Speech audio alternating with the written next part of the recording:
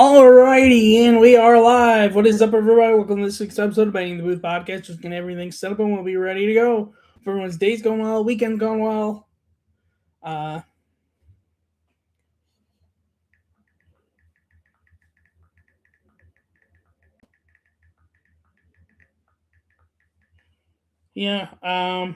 am actually possibly going to one more football game this year. I might be at Dolphins Bengals in two Sundays from now, as I'm going to be in Florida then for Hanukkah, the Jewish holiday. So I'm in their home 1 p.m. game, so I might be at that game. We'll see. And let's get into it.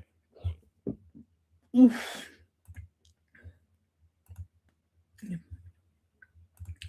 Pop out chat.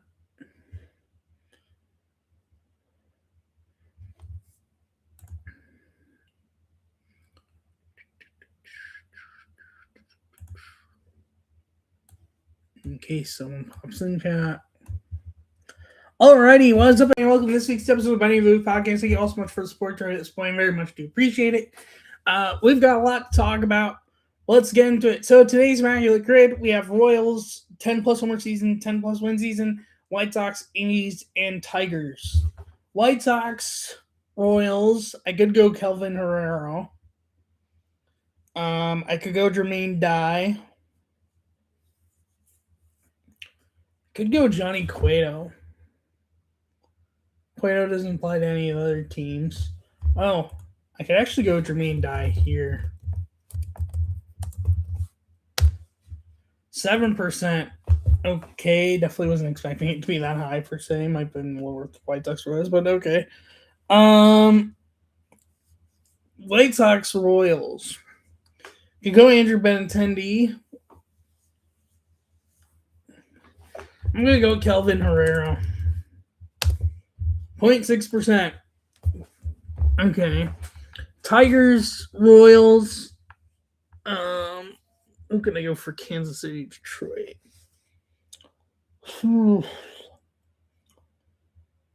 Omar Infante fits. But I have a feeling he probably will be up there. I don't think Raul Bañez played for both. Ventura, no.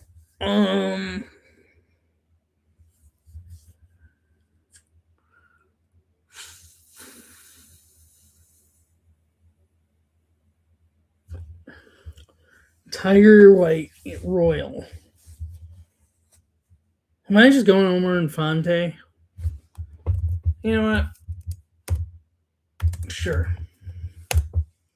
8%. Wow, that's higher than I would have expected. Okay. 10-plus homer season with the White Sox. No Maglio. Also Tiger, technically.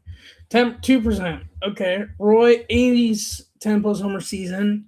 I imagine David Justice would have done it with them. Yeah, 0.9%. Tiger 10-plus homer season. Imagine Jamer. Yeah, Jamer for sure. 0.2%. White Sox 10-plus win season. Did Cueto have enough in that season? No, he did not. I know he had like a decent season, I think, with them maybe mixing up teams. White Sox 10-plus homer season. Did James Shields? No. I know he sucked, but I don't know. Danks? Yes, I'm going to keep guessing. Total rarity scores 220 and 1%. A's 10-plus win season.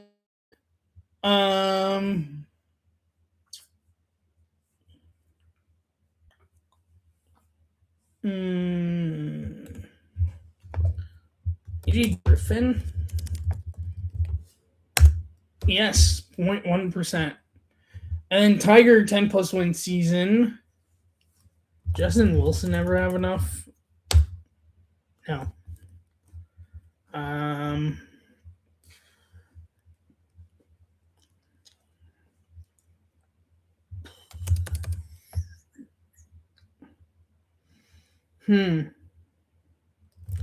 Anibal Sanchez.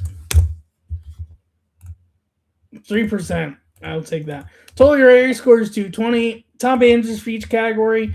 Royals, White Sox at 25% is Bo Jackson. I don't even know how that didn't come to mind, but honestly, good thing I didn't mention it. Put it down at least.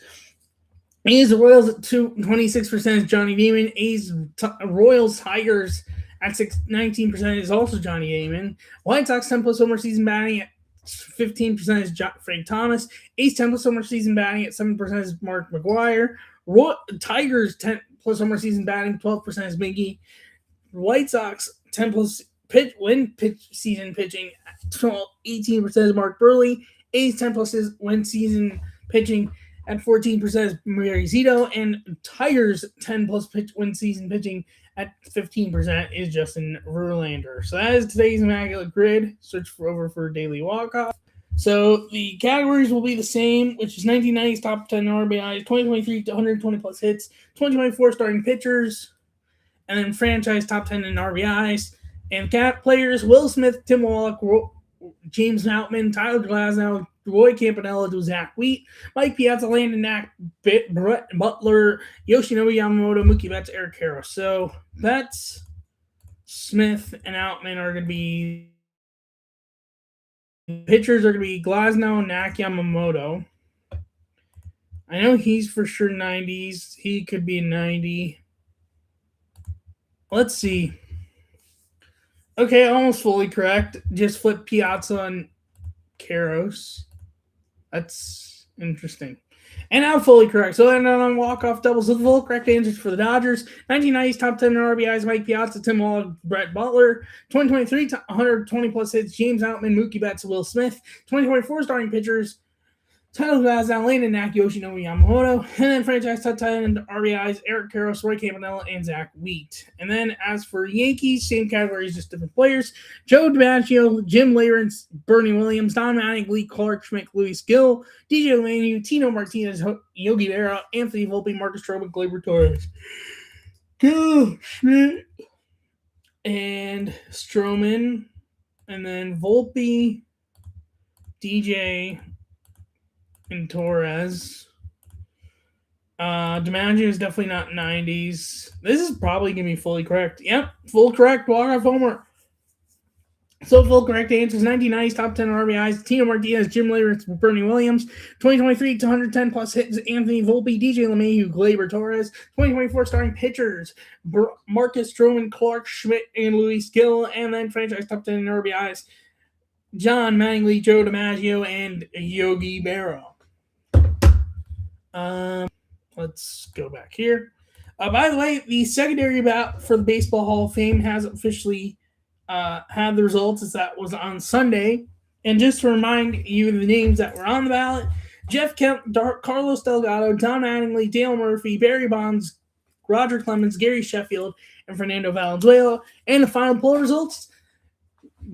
And for context, you need 12 of 16 votes to be put in the Hall of Fame. And of all the players, Jeff Kent, who has the most home runs for a second baseman all time, got in having 14 of 16 total votes, only 2 shy of having every single vote. So congrats to Jeff Kent. He's kind of like one of those players where like you wouldn't think Hall of Fame, but you're not mad at per se him being in the Hall of Fame. Actually, a former Survivor contestant.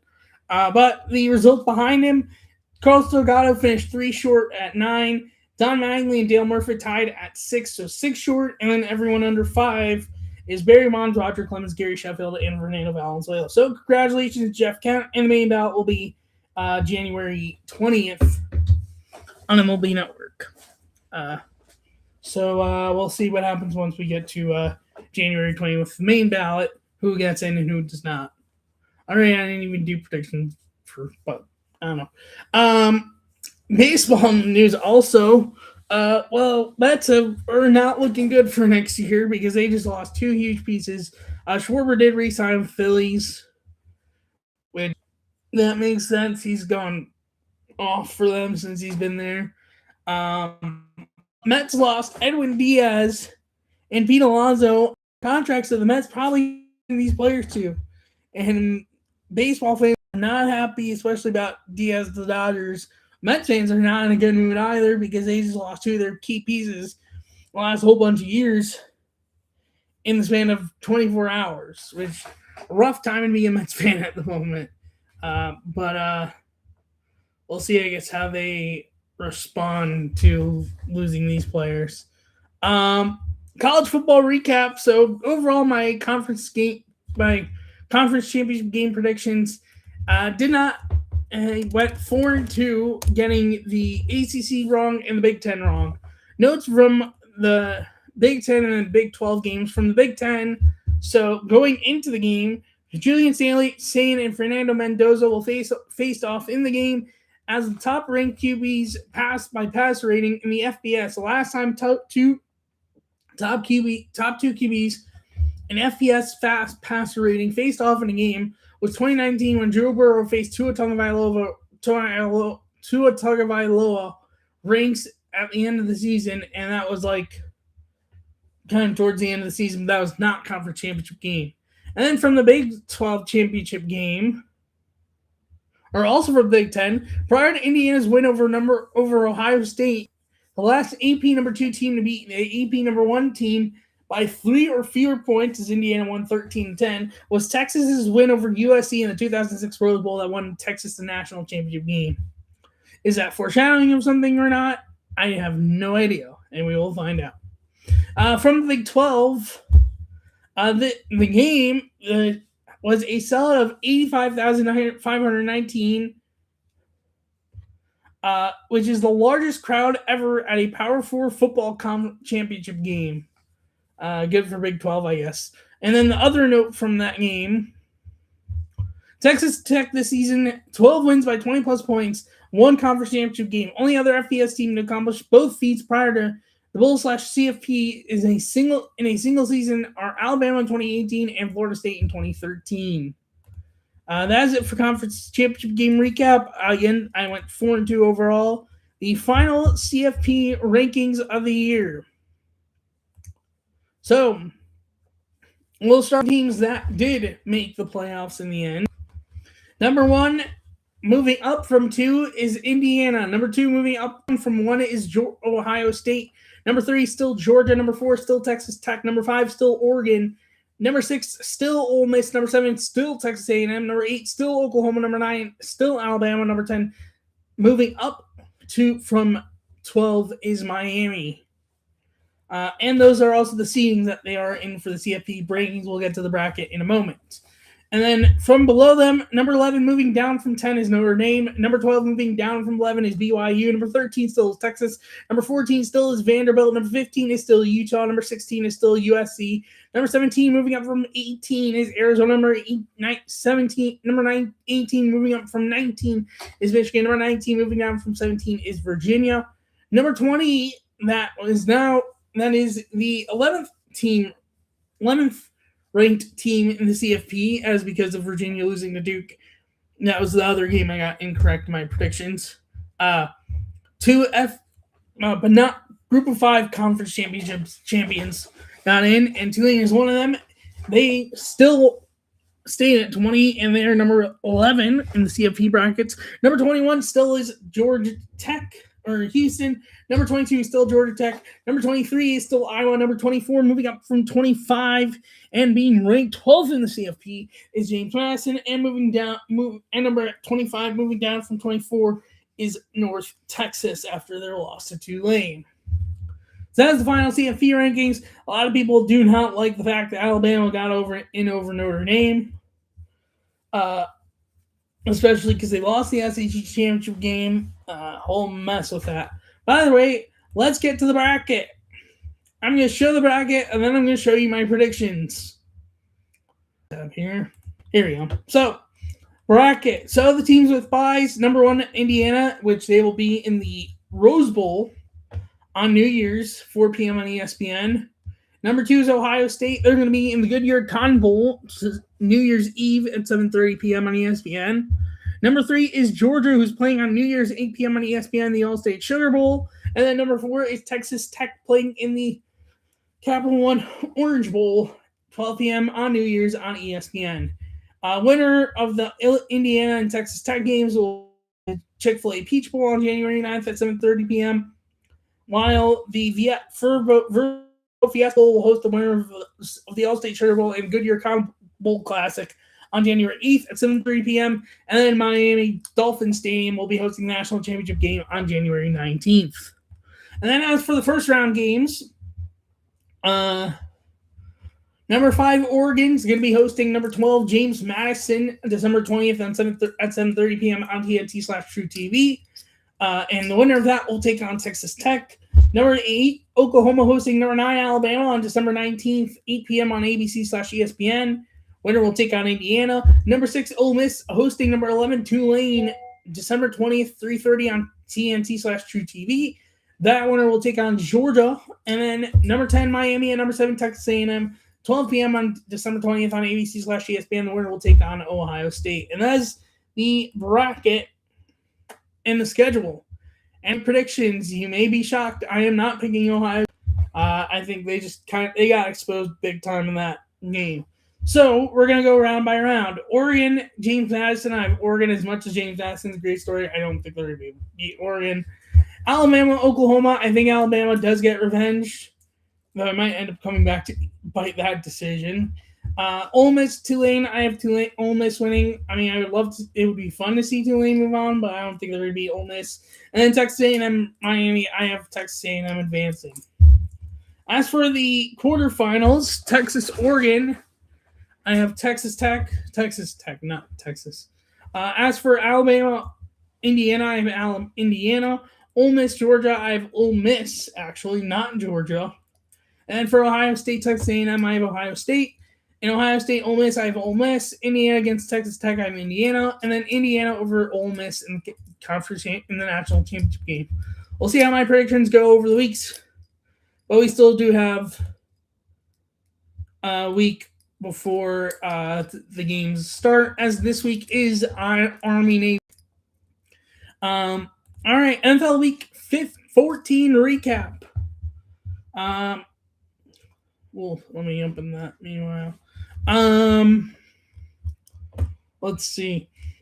From the Lions-Cowboys game, over his last 7 games, Jahmyr Gibbs has a game with 250-plus scrimmage yards, a game with 2,000-plus rush yards, a game with 100-plus receiving yards, a game with 10-plus catches, a game with 14.0-plus yards per rush.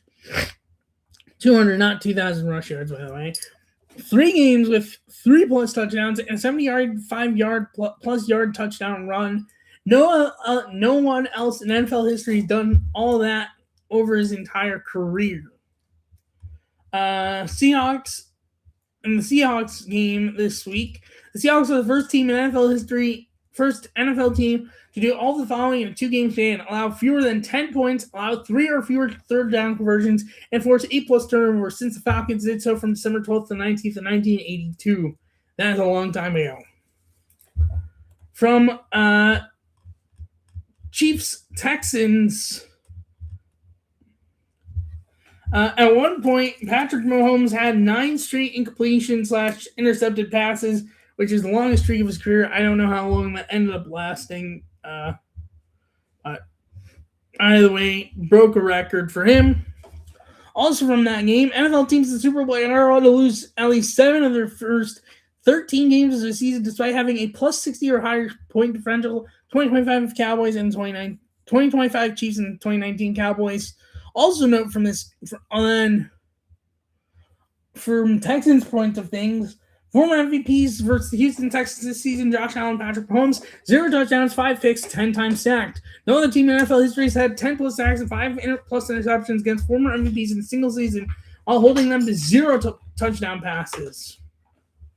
And then from Monday night, Chargers win over the Eagles in overtime. Justin Herbert is the only NFL QB in Super Bowl era to complete under 50% of his passes, throw for under 250 yards, get sacked 7-plus times, have multiple turnovers, and yet still win the game. And then from the Eagles side of things with the Chiefs, this is the first time ever that both starting QBs from the previous Super Bowl had 0 touchdown passes and 3-plus interceptions in the same week. That's it for the next part of this week's recap. Predictions-wise, I did not have a very good week with predictions. as I went 7-7.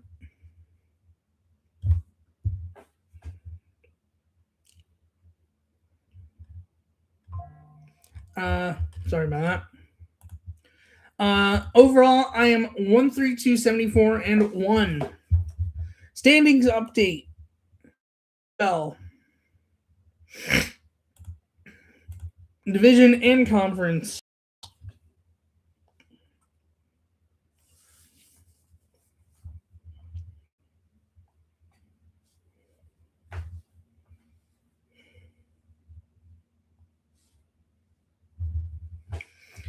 Let's reload this. Just make sure it's fully up to date.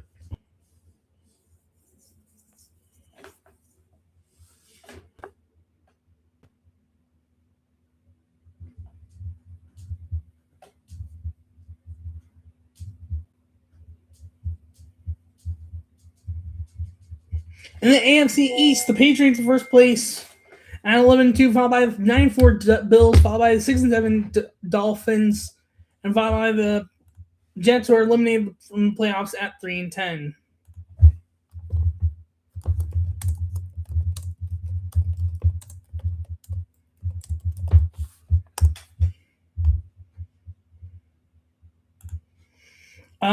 In the AFC North, the Steelers are first place at 7-6, followed by the 6-7 Ravens, followed by the 4-9 Bengals, followed by eliminated from the Browns 3-10. Eliminated from the playoffs, not eliminated from the Browns. 3-10 Browns. In the AFC South, the Jaguars are in first place at 9-4, followed by 8-5 Texans, followed by 8-5 Colts. 8-5 Colts. 2 later from the play. Oh, I think they're already eliminated by either way. In the AFC West, the Broncos are first place at 11-2, followed by the 9-4 Chargers, followed by 6-7 Chiefs, followed by the eliminated from the playoffs 2-11 Raiders.